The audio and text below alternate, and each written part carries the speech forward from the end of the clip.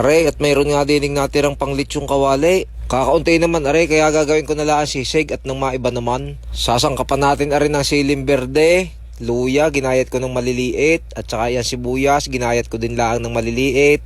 Pipigaan din natin siyempre ng kalamansi at saka siling maanghang. At aray dapat ang hindi mawawala sa garni sisig, ang Knorr liquid seasoning.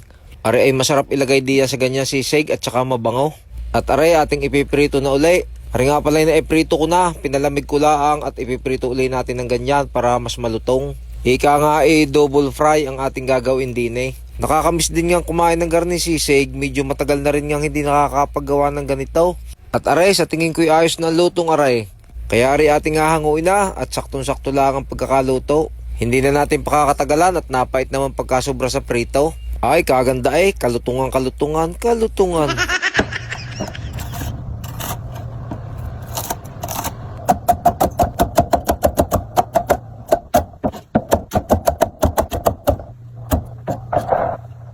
Pagkatapos nga natin gayatin ay dititimplahan naman natin.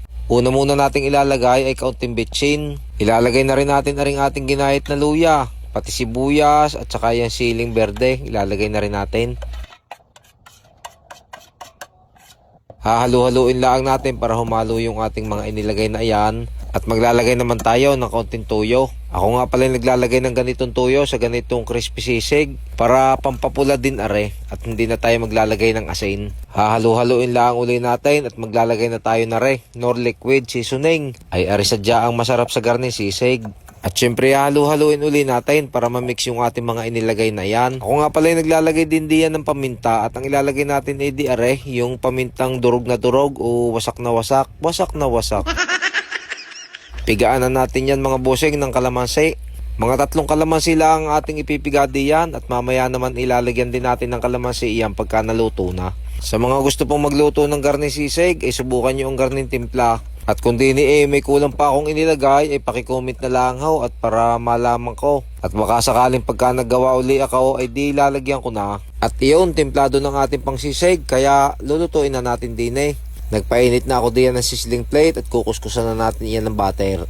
Dapat rin mga bossing igigisahin pa natin sa ordinaryong kawali para pag inilagay natin sa sizzling plate ay ayos na, luto na. Pero hindi ko na ginawa, ay diniretso ko na din sa sizzling plate at din na natin gigisahin. Medyo tatagalan na lang natin ang luto para magisa ng ayos. Tapos atin titimplahan uli iyan ng panibago.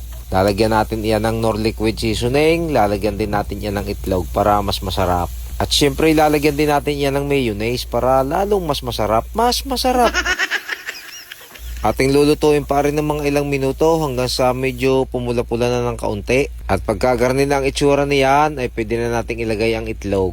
Tapos lalagyan na rin natin yan ng mayonnaise. Iikis-ikis lang natin yan ng papaganyan. Ay walang Diyo, ay kaganda. Tapos lalagyan natin yan mga busing ng sili at saka kalamansi dyan sa gilid. Ay kainaman na, parang naghahanap ng barikan. At tari nga mga bossing, luto na yung ating sizzling sisig. Kaya hahanguin ko na at kami kakain muna. Medyo ginutom na rin nga eh. Ay siya, hanggang dito na lang muna uli ang bidyong aray. At maraming salamat po uli sa inyong walang sawang panonood at suporta. Mabuhay po kayo mga bossing at lagi kayong mag-iingat. God bless po!